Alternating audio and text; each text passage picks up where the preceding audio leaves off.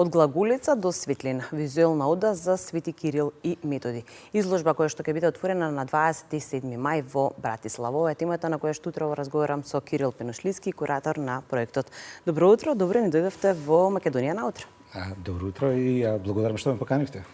Ова е современа мултимедијална изложба која преку современ визуелен јазик го преиспитува духовното и културното наследство на Свети Кирил Методи. Да, токму така. Глаголицата е една од исклучително важните влијанија во и духовниот и културниот идентитет на сите словенски народи. И некако така почнавме со таа приказна за после тоа да се развие во нешто друго. Таа изложба ќе биде отворена, како што кажувате, на 27 во Кунстхале во Братислава. Инспирирана од старите македонски фрески, глаголицата и патот до словенската писменост. Па да, глаголицата не е само средство за комуникација, таа е еден знаковен и символички систем на вредности, чие што влијанија се осеќа и денеска. И заради тоа тие четворица современи македонски уметници творат на таа тема. Ова изложба која создава современа визуелна врска меѓу минатото и современата уметност. Па да, всушност ние некако се трудивме да поврземе тоа минатото и сегашноста и да ги поврземе, значи, тој стариот византијски свет и мисијата на големите светци на двајцата браќа во Голема Моравија. Да ги споменеме и делата кои што ќе бидат представени од нашите македонски автори. Да, четворица, значи, автори кои што имаат секој во различен медиум. Значи, имаме дела кои што се фотографии, дигитално после тоа обработени. Имаме сликарство, имаме еден исклучителен уметник кој што се бави со вештачка реалност, со VR, така да ќе биде интересно.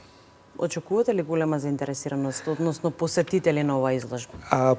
Словаците малку различно работат отколку што се очекува или номиналните вредности кај нас. Така да тие пред самата изложба ја испраќаат на секаде покани на кои што вие треба да одговорите за да знаете, значи организаторот да знае дека ќе дојде и се очекуваат огромен број на посетители и скоро целиот дипломатски коридор кој што сега во Братислава, вклучувајќи и тука министерот за финансии, мислам, и министерката за култура на Република Словачка. Ќе ги споменеме нашите организации. Организаторот од нас. Организаторот, значи тоа е едно граѓанско здружение Артефакт кој што со години наназад, значи, организира такви големи изложби. Дополнително морам да го споменам и Министерството за култура и туризам, кој што е еден од главните покровители на изложбата. Влеговме, значи, во годишната програма на Министерството и со нивна помош сега идеме на Братислава. Споменавме дека изложбата ќе биде отворена на 27 мај. До кога се ќе биде достапна за оние кои што сакаат да ја посетат? Па до 16 јуни мислам дека е денот кога што треба да се затвори. Значи збориме за еден период повеќе од 2 недели, каде што сите кои што се у Братислава или во околината на Братислава треба да дојдат и да го видат тоа. Ќе биде ли патувачка? Па патувачка не е, меѓутоа сме во контакти, значи со уште еден град, добивме покана од градоначалник на вториот град по големина во Словачка. Таа изложба после завршувањето во Братислава да се постави кај нив, тоа збориме за Нитра, која што се наоѓа на 100 километри од Братислава.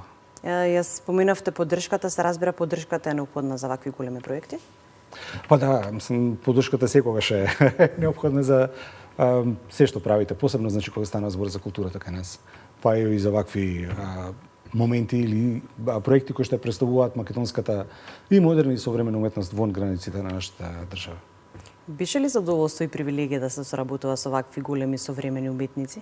Па секогаш е тоа и задоволство и привилегија, понекогаш и боли глава, тоа во зависност од тоа како се односите и како иде таа соработка, меѓутоа во овој случај некако сето тоа супер помина и ќе видиме како ќе изгледа во Братислава.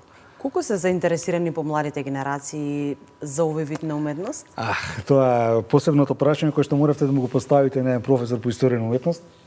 Па како да ви кажам, има, значи во секоја генерација мене што ми доаѓа, што поминува низ мои раце, има различни деца, некои кои што се исклучително заинтересирани за тоа што се случува со уметноста, со сликарството или со скулптурата, и некои кои што уметноста им е страна. И мислам дека тоа е проблем, значи, на нашиот образовен систем, дека ние од мали години треба да ги фатиме, значи да се избилда таа, да се изгради таа една желба да се почувствува уметноста на еден посебен начин.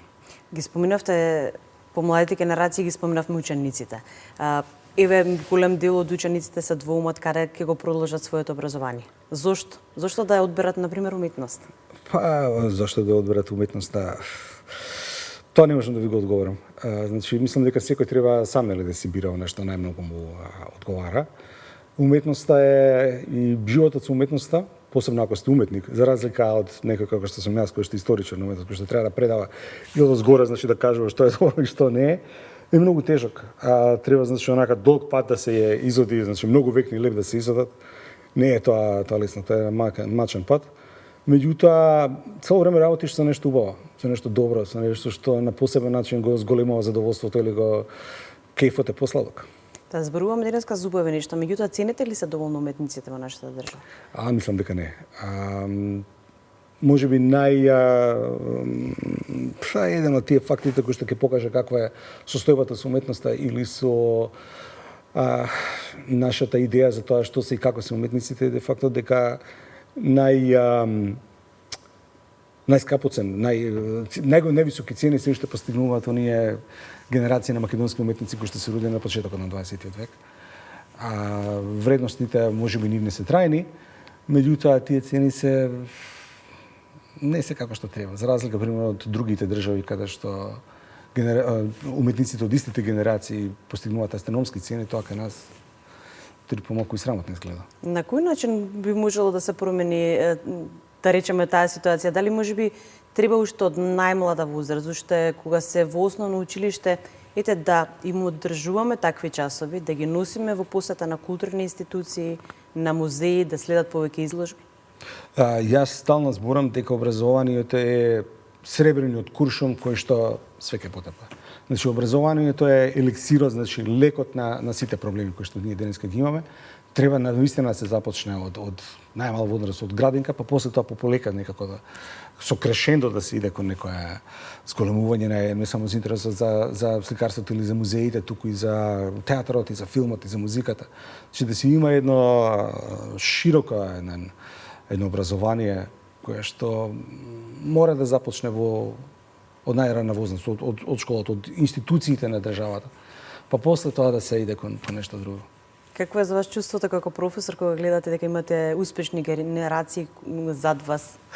Па, како да ви кажам, јас предавам на аудио-визуелен универзитет, каде што нема катедра за историја на уметност, меѓутоа морам да се пофалам дека до сега во 15 на години кога сум бил како работам како професор, дека стално има некои од тие деца на кои што јас прво им предавам, дека после тоа ќе отиде да се запише на историја на уметност. Или ќе сака да продолжи или да го дополни своето официјално образование со универзитет, тоест со факултет кој што е поврзан со уметноста.